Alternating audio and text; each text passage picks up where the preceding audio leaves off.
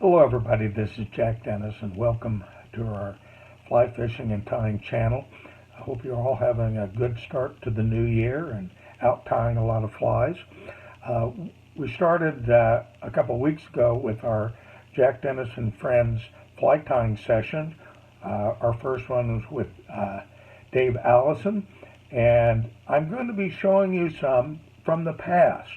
One of the things I've been involved with my fly tying career is setting up fly tying theaters and been involved with the many conclaves that fly fishing groups and clubs have over the country. And they really highlight tyers that you may not have ever met. And one of the best ones is one in Idaho, both the Western Idaho Expo and the Eastern Idaho Expo, which is in Idaho Falls. They've been doing these fly tying get-togethers for a long time. We're talking over 30 years.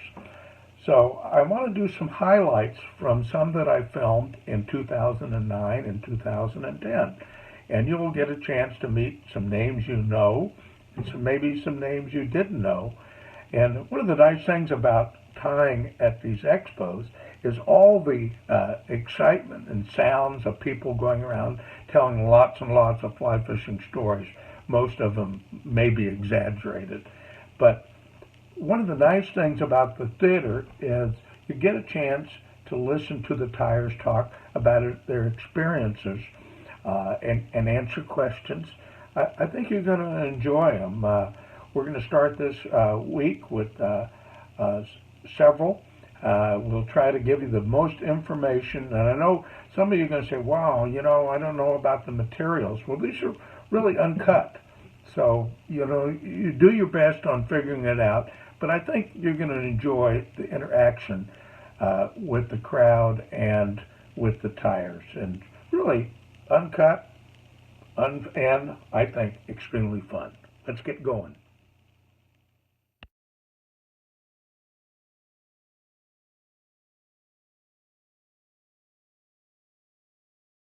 Okay, this next fly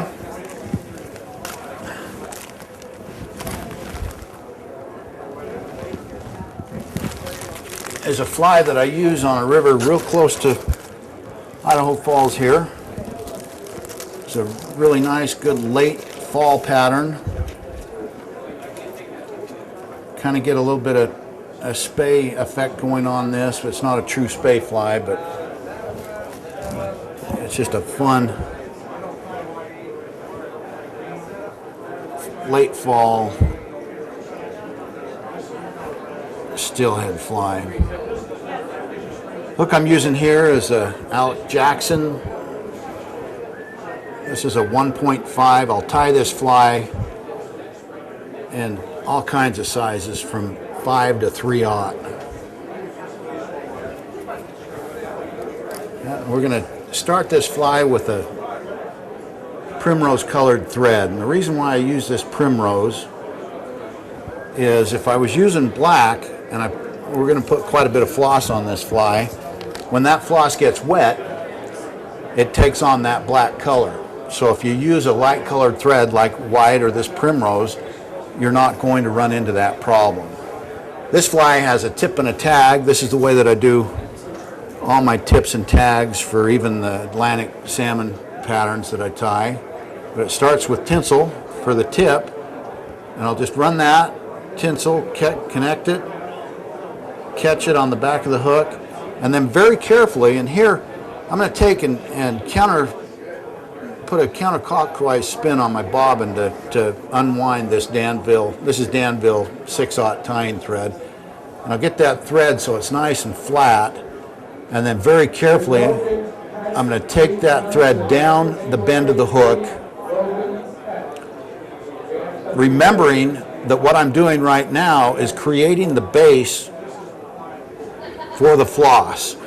And then when I gauge by letting that thread hang straight down, and I want this tip to start right at the barb of the hook. So you can just stop, gauge, it's right where I want it. Then I'm just going to take and put 3 turns with the oval silver tinsel and build up a small tip. So there's my tip. And now I got to just nice and carefully bring back the thread, keeping that tinsel on the back side of the hook.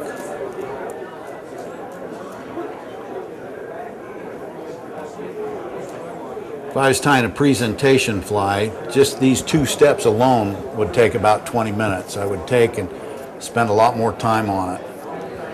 But my fishing flies, I kind of just get through it and get it done.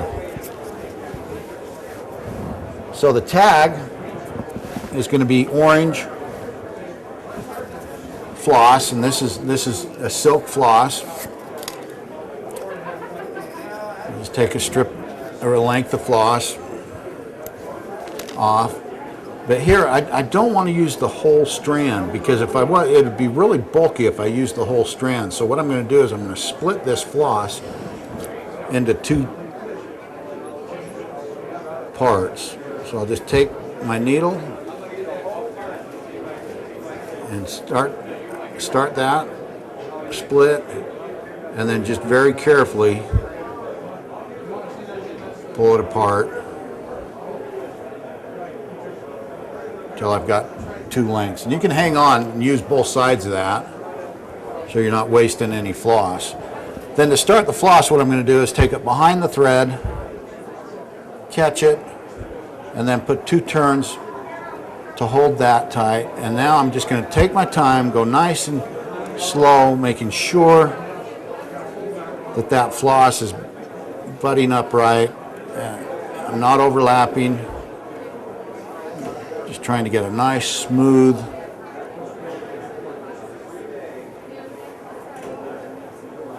tag here. And I make sure I come clear down to the tip before I start back forward.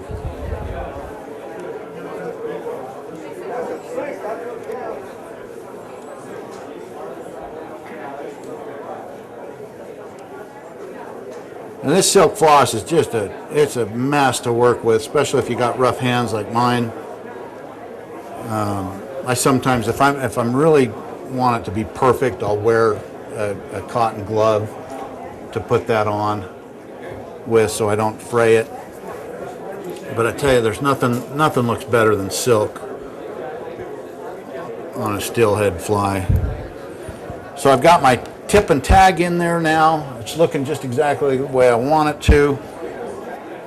Go to my tail. And the tail is just a golden pheasant, not just. These are really beautiful feathers, but a golden pheasant crest feather that I'm going to lay right on top. And crests are, when you're tying with crest feathers, they can sometimes be difficult. You're tying with them, you'll put them on there and you'll take a couple wraps of thread and they'll spin around the hook shank, and it's tough. So what I try to do is I try to get my tail feather to mirror the bend of the hook and to have a little bit of the white pithy part of the feather. And if you're tying down on that, it seems to latch on a little bit better without a whole bunch of wasted movement.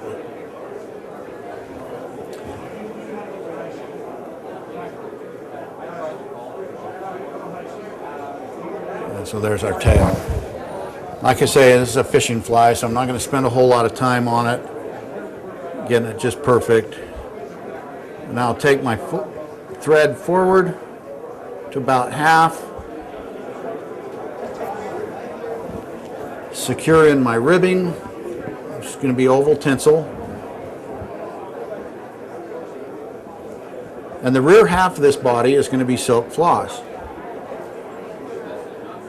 So I've got my rib in. I'm going to do the same thing. This is a different color orange.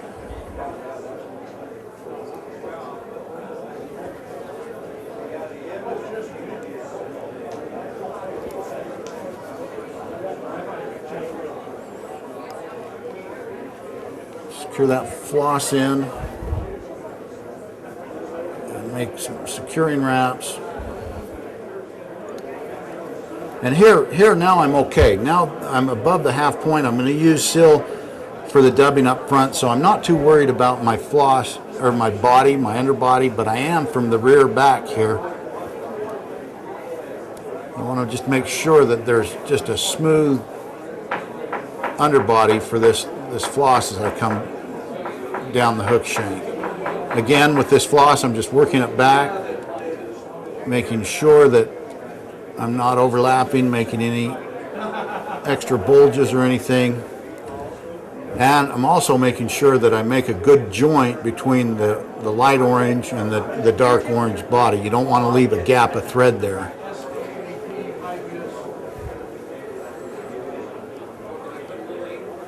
Bring that forward. And catch. And put a half hitch in here. Now that I'm done with the floss, I can get rid of this light colored thread, switch back over to black, and you've got an option here for the dubbing. I spin dub all my bodies, but you could use a black floss to create a loop, or I'm just going to use the thread by building a loop around my finger.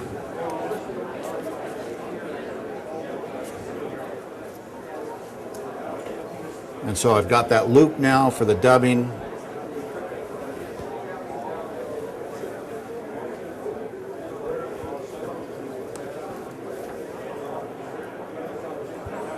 And I'll just chase my thread forward to the eye.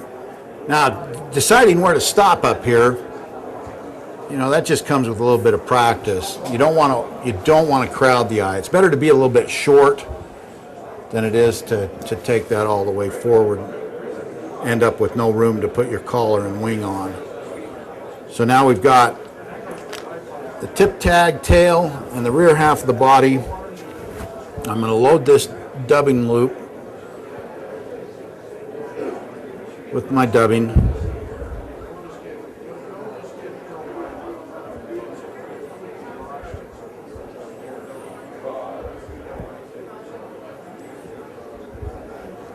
And then we'll give that a spin. And I've got a little tool here that works really well. There's all kinds of tools out here, but I found this turbo dubber to be the quickest and easiest. And I just make sure everything's lined up. Give it a blast with the turbo. And I've built me up a nice chenille for my body. And then just very carefully making sure that I'm not leaving any gaps or anything. I'll move this thread and dubbing forward. Again, paying attention to the front here. And here I'll start pulling the fibers back so I don't trap a whole lot of them going forward. Catch that with a couple securing wraps. And we've got our body. Now we're going to bring our oval tinsel forward for the rib again, sticking to tradition with 5 turns. So you just want to make those segments equal in length.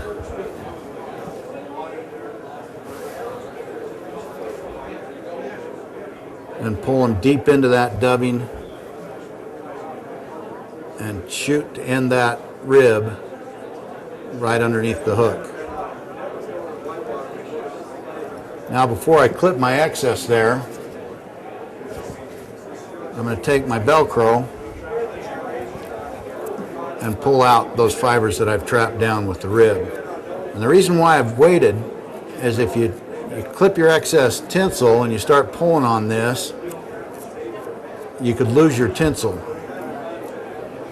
I know that from experience. So you pull, and then you lose your rib, and you don't have enough to bring it back. So I'll leave that on, make sure that it's tight, and then I'll go ahead and clip my excess.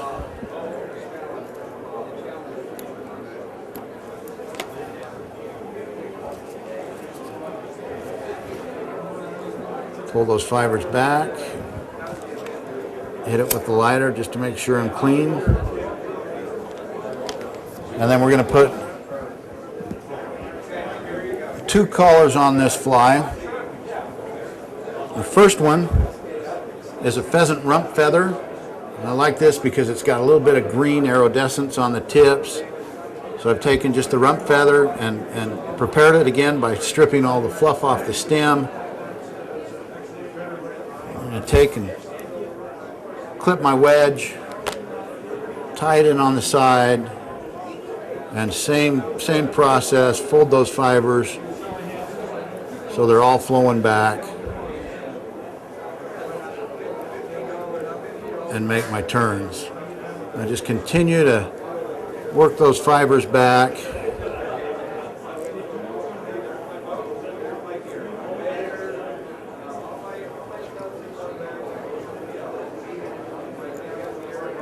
Catch the stem, clip my excess, and I'm going to put 2 different materials on for the collar for this fly.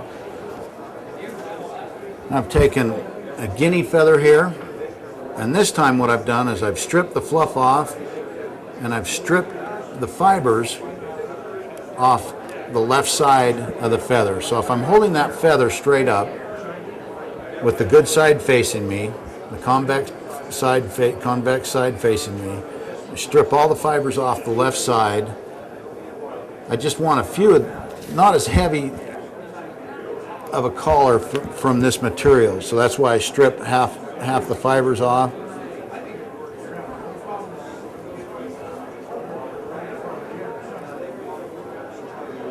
And then I'll just do the same thing. I'll just make sure that those fibers are flowing backwards.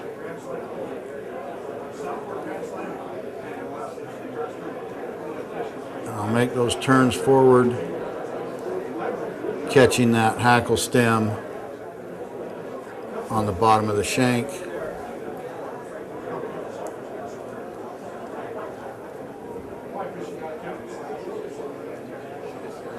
And that gives you just a little bit more pop up front. And then the wing for this fly,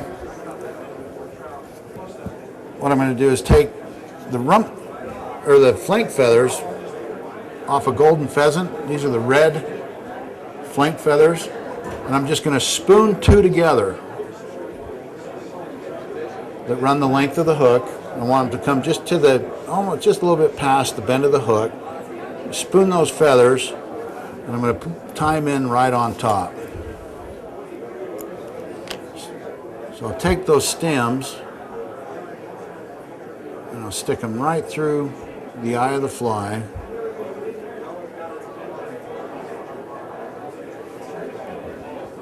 Pull that wing down, and then just secure nice and tight that spoon wing right on top. Let's see if I can turn that so you've got that wing sitting right on top. Then to make this fly a little bit more durable, what I'll do is I'll take those stems, and instead of pushing them back through and clipping them off, I just pull them back underneath and build my head up, and that's trapped those 2 feathers in there just as tight as can be. Roll this around, clip my excess,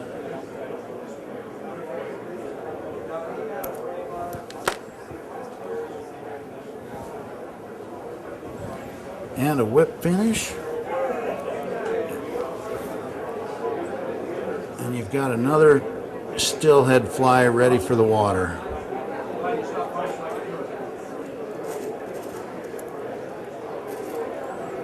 And this bug, if you do fish up north, this bug moves a lot of fish.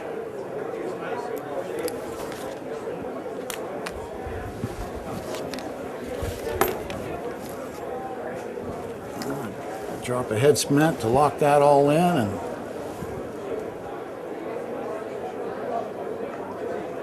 and that one's ready. Okay, so I do here again have that I always seem to have one little flyer come out on me.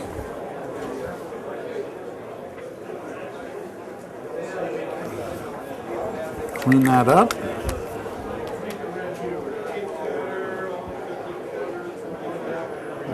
Another coat of head cement, and that thing is ready to go.